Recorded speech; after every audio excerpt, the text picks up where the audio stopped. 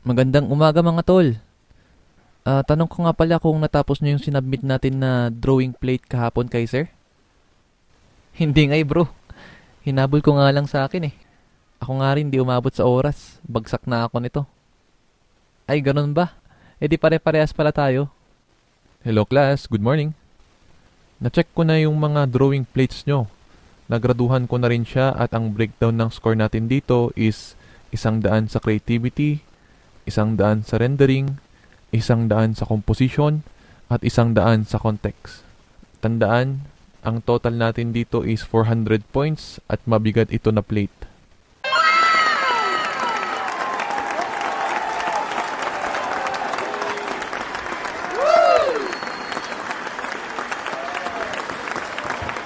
Teka, loko mga yan ah. Sabi nila kanina hindi pa nila tapos. Ako kaya, ano kayang score ko? Say something, I'm